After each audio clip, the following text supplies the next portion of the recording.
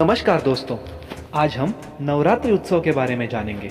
नवरात्रि उत्सव क्यों मनाया जाता है, कहाँ कहाँ मनाया जाता है, इसको मनाने के पीछे नैसर्गिक कारण क्या है या फिर इसको मनाने के पीछे साइंटिफिक कारण क्या है, इन सभी राजों का भेद आज हम करेंगे। नवरात्रि ये उत्सव केवल भारत में ही नहीं, पूरी दुनिया में विविध जगह पर धूमधाम से मनाया जाने वाला महत्वपूर्ण त्योहार है। इसे 10 दिन या 9 रातों के लिए मनाया जाता है। इन 9 रातों में विविध वैश्विक शक्तियों का उनके रूप में पूजन किया जाता है। देखा जाए तो साल में 12 नवरात्रि आती है। चैत्र भादो से लेके फाल्गुन माह तक पहले दिन से 9वें दिन में, प्रतिपदा द्वितीया से लेके 9वीं तक जो ये 9 दिन रहते हैं, उन 9 दिनों को नवरात्र कहते हैं। किंतु इन 12 नवरात्रों में से केवल 4 नवरात्रों को प्रमुख रूप से देखा जाता है। उन चारों में से 2 नवरात्रों का गुप्त रूप से पूजन किया जाता है और केवल 2 नवरात्रों का ही प्रकट रूप से पूजन किया जाता है। नवरात्र इस शब्द का अगर हम भेद करें, नव मीन्स 9, 9 और रात्र मीन्स रात्रि का समय या फिर नाइट टाइम। तो जो त्योहार 9 रात्रों के लिए मनाया जाता है उसे नवरात्रि कहते हैं। और वो कहावत है ना, night time is the best time to turn inwards and get rejuvenated. इसका मतलब अंदर की तरफ मुड़कर या फिर अंदरूनी शक्तियों को जानकर दिव्य प्रेरणा की अनुभूति केवल रात के समय में अच्छी तरह से की जाती है। नवरात्र के इन 9 दिनों का यह वह समय होता है जब हम अंतर्मुख होकर अपनी अंदरूनी सुप्त शक्तियों का एहसास प्राप्त करके अपने आप को फिर से ताज़ा तवाना या फिर रिजुविनेट कर सकते हैं। जैसे किसी बालक के जीवन की शुरुआत उसके माँ के गर्भ से होती है और वो माँ के गर्भ में 9 महीने रहने के बाद एक नए सिरे से अपने जीवन की शुरुआत करता है। बिल्कुल उसी तरह से नवरात्रि के 9 दिनों की तुलना की जाती है, जहाँ इन 9 दिनों में हम पूरे अंतर्मुख होकर नवरात्रि के इन 9 दिनों के समय में देवी महात्मा का पारायण किया जाता है। देवी के विविध रूपों की पूजा की जाती है और देवियों ने विविध राक्षसों को, डीमंस को मार के उनके साथ युद्ध करके उन्हें समाप्त किया गया है। इन संबंध में कथाएं सुनाई जाती है। इन कथाओं के संबंध में भी बहुत सूक्ष्म अर्थ छुपा हुआ है।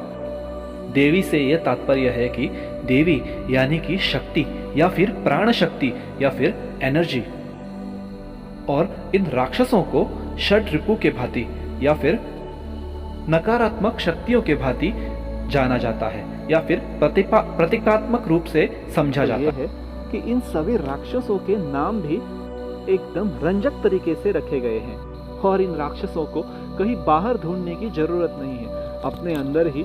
जैसे कि एक राक्षस का नाम है धूम्रलोचन। धूम्रलोचन यानी कि जिसकी आंखें धुएं की भांति है, या फिर ऐसा कहे one whose eyes are smoky, और जिसका विजन क्लियर नहीं है, उस राक्षस का नाम धूम्रलोचन है। एक और का नाम रक्त बीजाक्षर है, मतलब हमारे रक्त में बीज जो पाए जाते हैं, ऐसा उसका मतलब है, सीड्स इन द ब्लड, या फिर ऐसा कहे कि फर्स्ट टू द जेनेटिक्स। एक राक्षस है जिसके नाम शुंभ निशुंभ कहा जाता है, या फिर इसका मतलब यह है कि doubting our self. Shumbh Nishumbh का मतलब है अपने खुद पर ही डाउट करना। या फिर महिषासुर, महिषासुर से तात्पर्य यह है कि डलनेस, लेजीनेस या फिर आलस्य, डिप्रेशन। और एक राक्षस है चंड मुंड। चंड मुंड का अर्थ यह है कि वो हमेशा ऑपोजिट ही सोचता है, वो कभी किसी से एग्री नहीं करता, अपने दिमाग से कभी कार्य नहीं करता, जैसा कि उसे दिमाग ही नहीं है।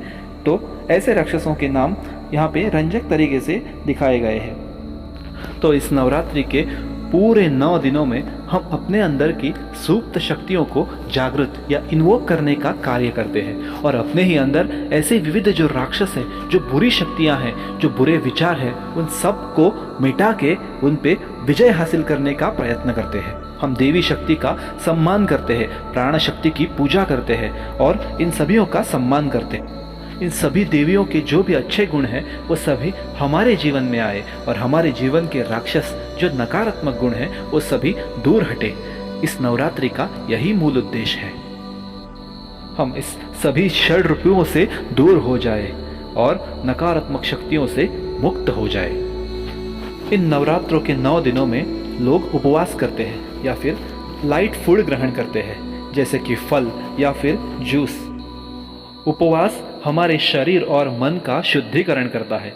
Fasting purifies our body and mind and slowly and gradually take us one step towards the divine energy. कुछ लोग तो मुखवास भी करते हैं या फिर जिसे हम मौन व्रत कहते हैं। इसका यह अर्थ है कि किसी से भी बिना बोले चुपचाप रहना। चुपचाप रहने से क्या होता है? चुपचाप रहने से हमारी वाचा का शुद्धिकरण होता है। कुछ लोग इन 9 दिनों में विविध विषयों पे ज्ञान की चर्चा करते हैं। कुछ लोग कीर्तन कथाएं सुनते हैं। ऐसा करने से हमारे बुद्धि का शुद्धिकरण होता है। कुछ लोग आरती भजन करते हैं। इससे क्या होता है? हमारा इमोशनल शुद्धिकरण हो जाता है। इसी प्रकार से काया वाचा मानसिक पूरा शुद्धिकरण इन 9 दिनों में किया जाता है। इन नवरात्रि के पूरे 9 दिनों को 3 भागों में बांटा गया है। इनमें से पहले 3 दिन तमस, दूसरे 3 दिन रजोगुण और तीसरे 3 दिन सत्वगुण से भरे हुए माने जाते हैं। और इन देवियों को भी वैसे ही देखा जाता है।